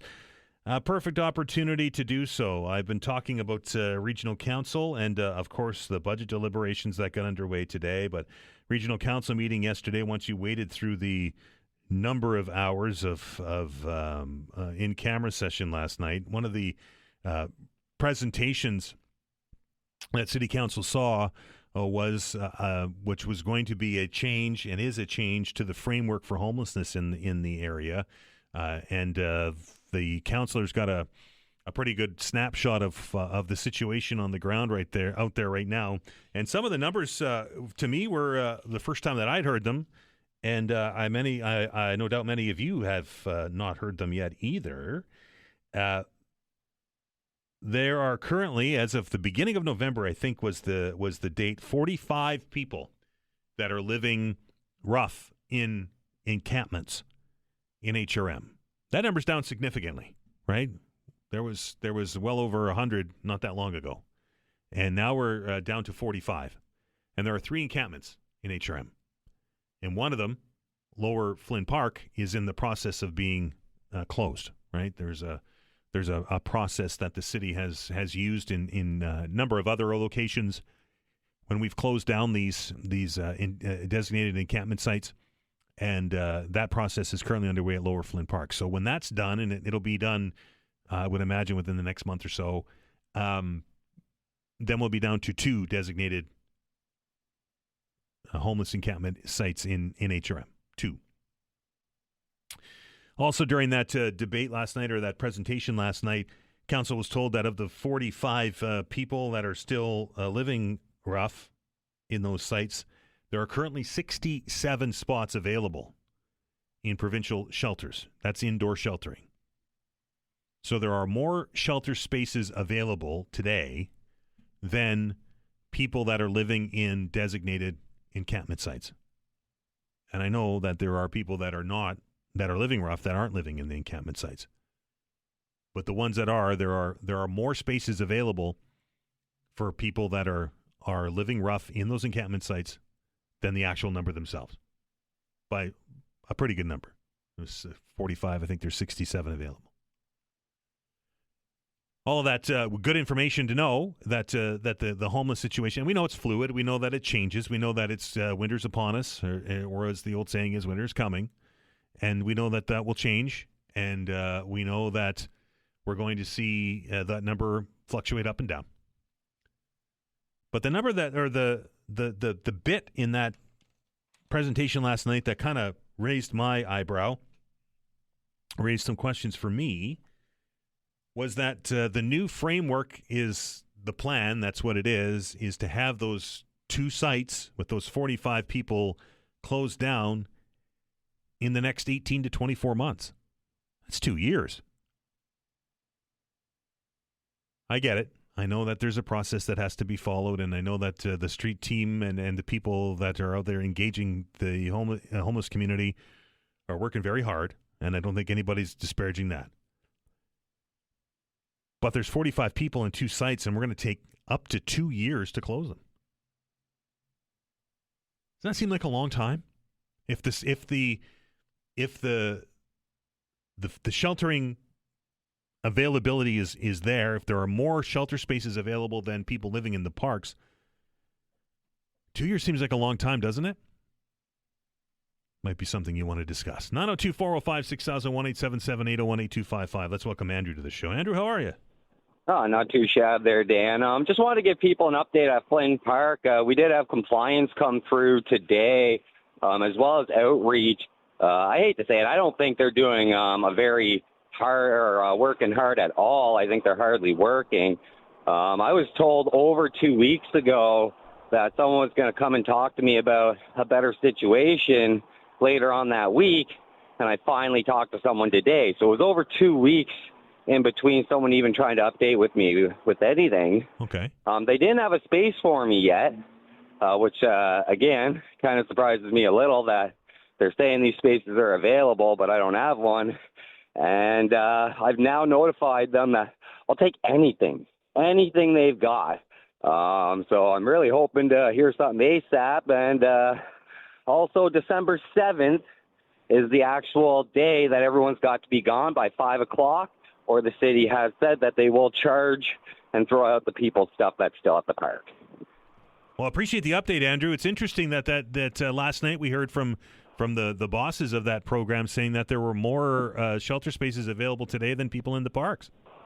Yeah, well, and I know at least 2 other people in that park right now that feel the same as I do. They're at the point that they take just about anything because of the stress levels. Like, we are stressed to the max that these guys are saying that they're doing all these things, but yet here we all are, like, just wondering what's going to happen on the 7th, right? Yeah. So just to be absolutely clear, Andrew, if somebody walked down there right now and said, hey, man, I got a space at a provincial shelter, you'd snap it up. You know, in a heartbeat. Appreciate you joining us today, Andrew. Thanks, Dan. You have a wonderful day. You too, sir. 902-405-6000, 1-877-801-8255. Interesting, eh? It's interesting that we hear from one end, and then the actual boots on the ground is a different story. Very interesting. Anyway, now we know that December 7th is the date that's been circled on the calendar for Lower Flynn Park, and compliance people were there earlier today to get an update to the folks living in that park. So Andrew will keep us up to date on what's going on at Lower Flynn, and interesting. We'll have to reach out to the folks at City Hall, Vanessa, and see if we can get somebody on to try and clarify that, because it just doesn't seem to jive with what I heard and saw at City Council last night. 902-405-6000 or 1-877-801-8255.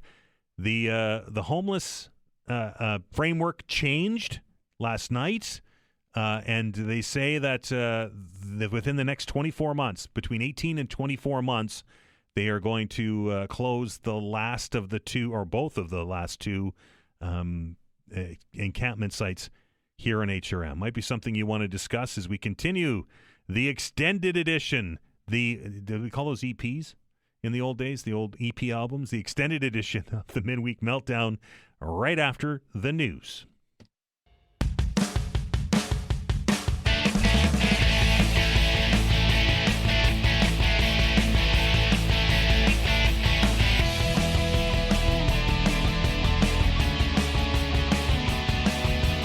All right, welcome back. Mid-Week Meltdown continues. Some lines are open, 902-405-6000, 1-877-801-8255. Your chance to talk about whatever it is on your mind. We welcome Carolyn to the program. Carolyn, how are you? Fine, Dan. How are you doing? I am well. What's on your mind? That's good. 2 quick things. Talking about smart meters from Nova Scotia Power. Well, here's an example of just how important your show is. I've listened for many years, and I used to listen to Rick Howe. And I remember when Nova Scotia Power was getting ready to install the smart meters, he had a group on talking about the possible health dangers, risks that might result from these meters. I remember Rick.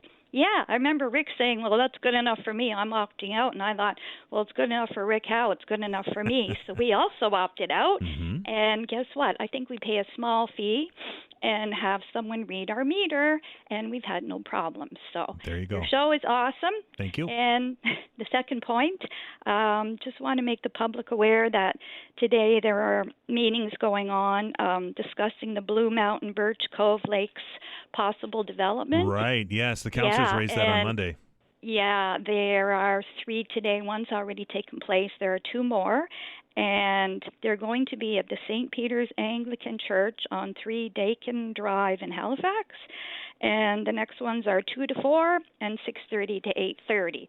So anyone who's concerned about, as I am, the development in this area, it's not a small development either. It's rather large. No, apparently, this is what I've heard. I haven't confirmed it, but I've heard 11,000 units of some type or other. And that just blew me away. And I thought, what? So, yeah, I'm going to go and do what I can, and hopefully others will too. Appreciate it, Carolyn. Thank you, Dan. Have a good one. Day. 902-405-6000, 1-877-801-8255. The property at Task here is privately owned. It's, I do believe, on the border of the Blue Mountain Birch Cove Lakes Park.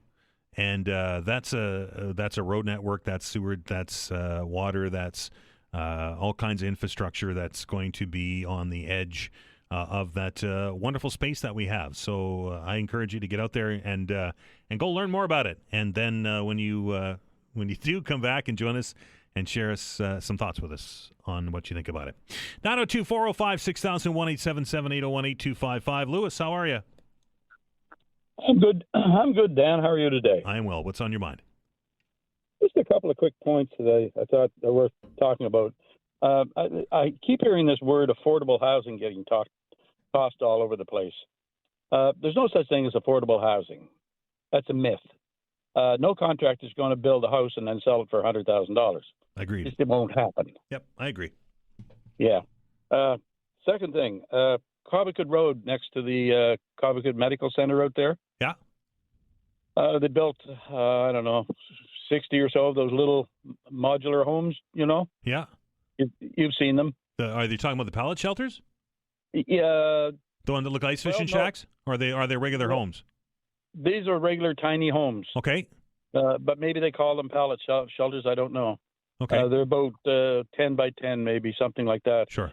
But the footprint that all those 60 or so little tiny homes sit on, you could have built an apartment building similar to Mulgrave Park and got provincial and federal money involved in it.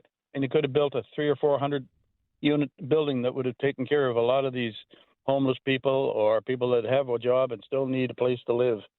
I don't know why in the world the city didn't do that. That's the stupidest thing I ever heard of. But anyways, and the last thing I wanted to talk about was the price of gas. Yes, sir. It's in Ontario. My brother-in-law pays $1.22 a liter, and we're paying $1.45. Sounds awful, doesn't it? Yep. That's because the province sets the gas prices down here. I thought price fixing was against the law. It's not when it's regulated. They call it regulation. They don't call it fixing. Yeah, it's a term in contradiction, I'm sure. Yeah. But we should get away with that that whole process where the UARB decides what the price of gas is. In my opinion, they're not capable of determining any set price or sane price, anyways. So I thought I'd throw those out there. $1.22 is a hell of a lot cheaper than what we're paying. Appreciate it, Lewis. Even the city of Toronto is only paying $1.32. Yeah. Yeah. All right. Appreciate it, sir. Have a good one. 902-405-6000, 1-877-801-8255. I stand to be corrected, but I think that there was the province of Ontario had put a rebate in there, and that might account for some of it, but we are paying an exorbitant amount of money. And gas regulation was brought in to protect us as consumers against the fluctuating market, right? That's how it was sold to Nova Scotians and to New Brunswickers and to those on PEI, right? We all have a form of regulation. I don't like Nova Scotia's form of regulation at all. I think that it kneecaps the market, and I think that it's well past its time. And I think that the benefits of it working as a free market where we see fluctuations during the week outweigh the protections that we get when we see these 5 and 6 and 8 cent swings over a week's period of time. It's I think time for regulation to go away and to put it into the free market when it comes to gas prices. But that's just my opinion. 902-405-6000, 1-877-801-8255. A couple of emails to pass along to you. By the way, folks, the phones are wide open if you want to join the conversation. A good opportunity to do so. This one from Mark says, in regards to our conversation about smart meters, he writes, so more incompetence by Nova Scotia Power when they're estimating our power bills. Well, maybe we should estimate what we'll pay them for their lackluster service. And that comes to us from Mark. Ken writes, I live in Carney Lake area of Wedgwood. When our family and neighbors tried composting 15 or 20 years ago, we found the composting cages attracted raccoons and squirrels. I found a few mice and rats nests in mine. No matter how fine the screen covering the cages was, they found a way in. This fall, I placed those Victor Spring mice traps that cost baited with peanut butter. Cost about $1 or so baited with peanut butter. And since October, he writes, I've caught 27 rodents. And that comes to us from Ken. If you remember back, I think it was yesterday or the day before, we had Mr. Roach on from Scotia Pets. Jesse wrote from Scotia Pet Control, who was giving us some ideas and some tips on how to deal with mice getting into our houses and rats getting into our houses. And peanut butter is good, but he suggested and says it's dynamite is vanilla icing. So if you have a rodent problem where you're like Ken and are trying to keep them out of your gardens and your compost bins, vanilla icing apparently is the go-to, and that's right, the trade secret, industry insider, as they call them. Anyway, that is there from you. 902-405-6000 or 1-877-801-8255. This one comes to us from Dan. It says, hey, Dan, I was listening to yesterday's show. Lots of discussion about power bills and estimated bills. You can always go and check your power meter yourself and compare it to the estimated usage to the actual readout on the meter. They are easy to read, and if you have a smart meter, they're even easier to read as they display the actual number. I can't go and check it, folks. I'm sure if I got my landlord to open up the electrical room, you let me in and look at it, but I'm in a building, so I'm kind of it's much easier for somebody with a house to go and check it. But as I said yesterday, I said earlier in the show today in our conversation with Nova Scotia Power, is that they're not going to charge you any late fees, they're not going to charge you any interest, and they're not going to charge you or disconnect your power until they get actual eyeballs onto the meters. And they said that they're in the process of hiring people. So my suggestion to you is if you go back in your records and you check to see what you paid over that same period the year before and pay that, then everything should come out in the wash. And for those of you who are concerned that you may have already overpaid because you just paid your bill, some people have it automatically come out of their bank accounts, right? Nova Scotia Power yesterday did say that they will credit you once they get an actual reading as opposed to these estimates. I would like to talk to the person that's in charge of the estimates because they seem to be kind of out to lunch, right? I mean, somebody sent me a note yesterday, said that their electricity bill in the building that they're in was it's regularly like, I don't know, I'm just paraphrasing here, $200 over 2 months, and their neighbor who uses less electrical power than the writer was like almost $1,300. So there's something that's if I had a $1,300 electrical bill, wow, right? Because mine's a couple $100 every 2 months, a little more in the summertime. That's that it shouldn't be hard to estimate because they have the data, right? Let's take a break. Midweek Meltdown continues on the other side. You're listening to the Todd Veinotte Show. I'm Dan Alstrand. We're back in a minute.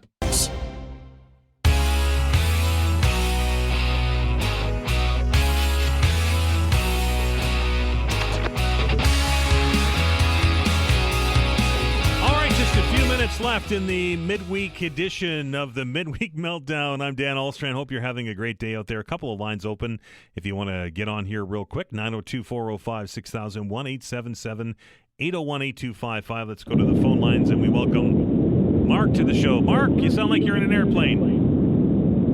No, okay, I'll pull over. What I'd like to know, Dan, is before amalgamation, Halifax had its own tax collection for the island, right? I would assume. Yeah, and Dartmouth had its own. Yep. And every other little town that is now part of the amalgamation had the same thing.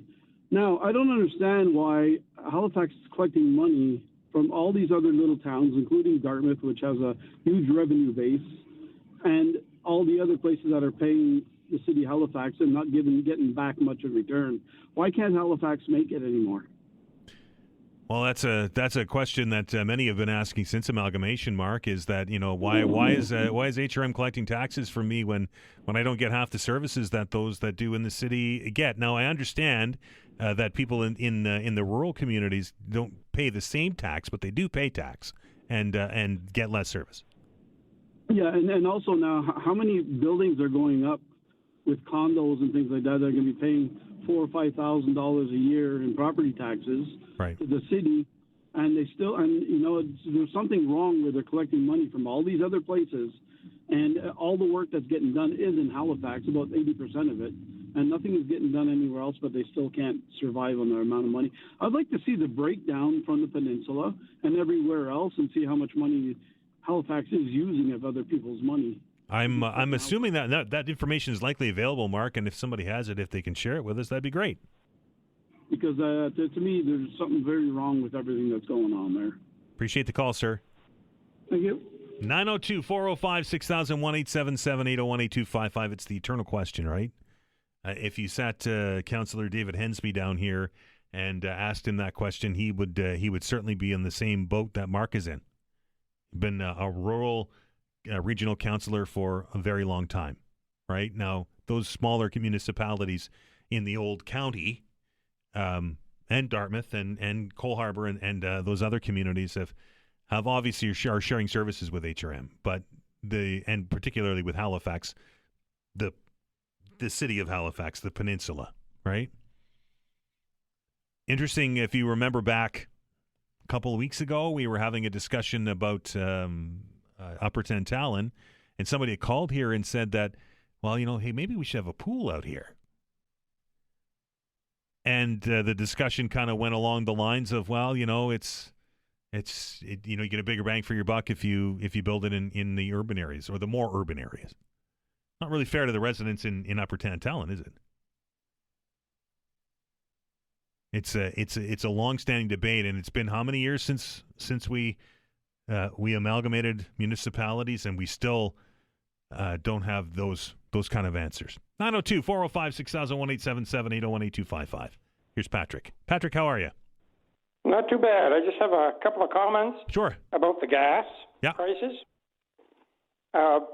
Number one, anybody who just moved here in the last few years wouldn't realize how bad our prices were fluctuating before regulation.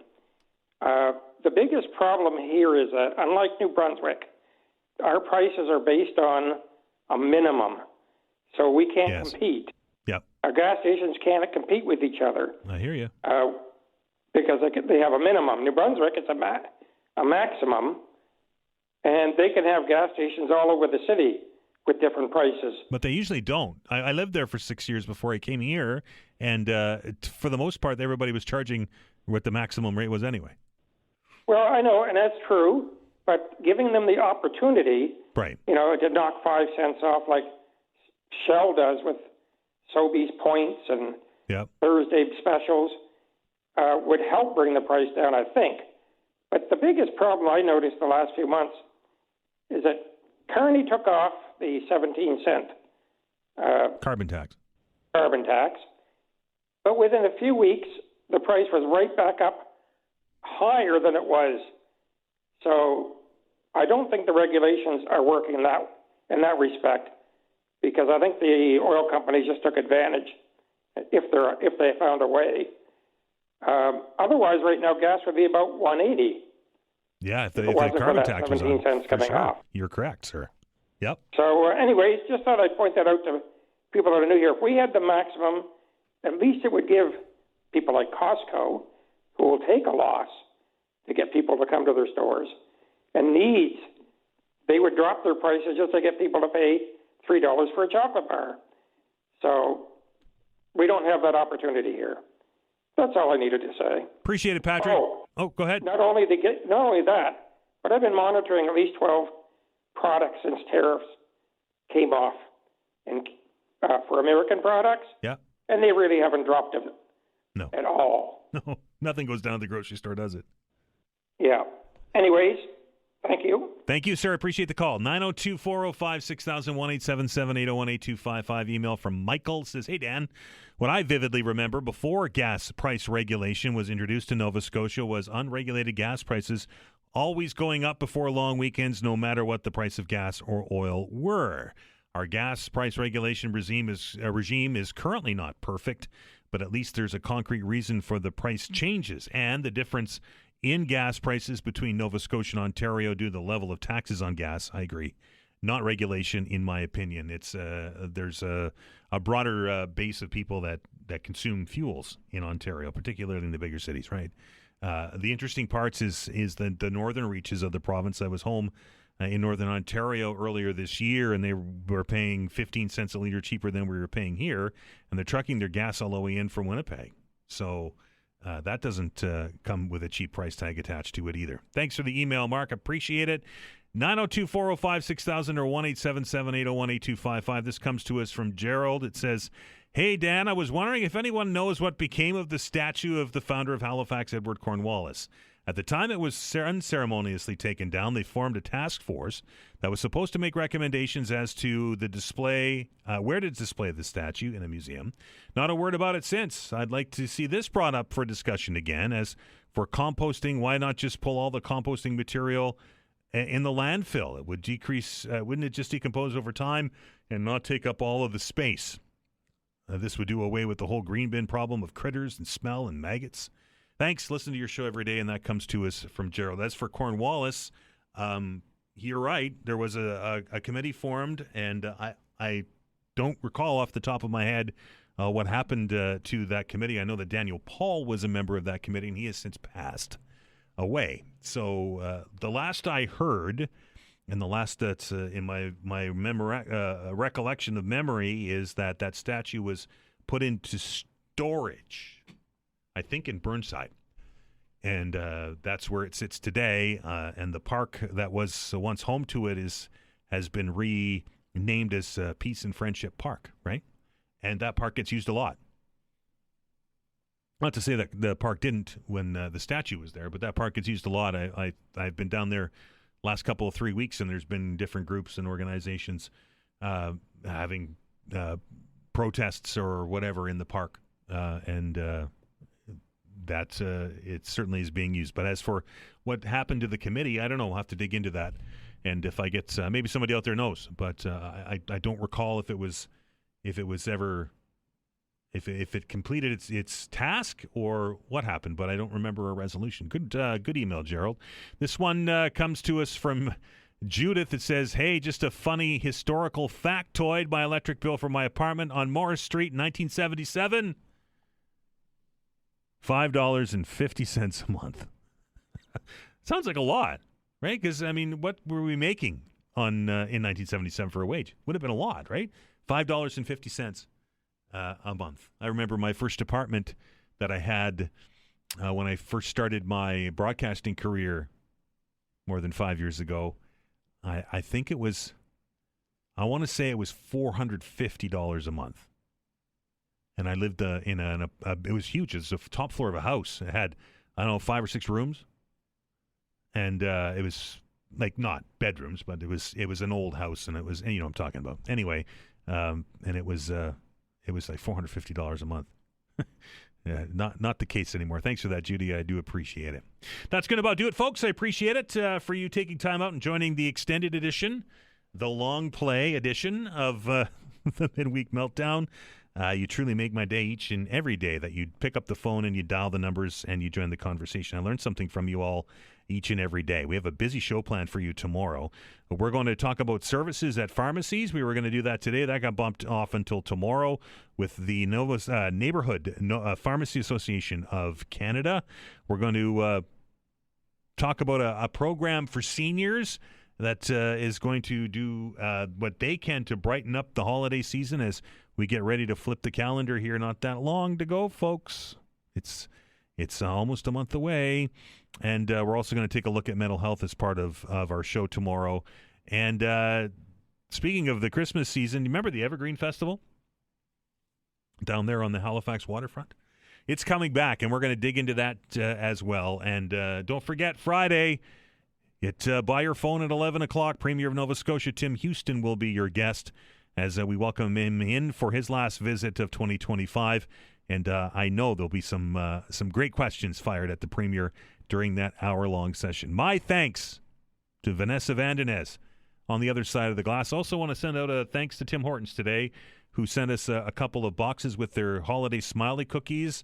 All that money goes to a fantastic cause, people, so get out there and get a cookie.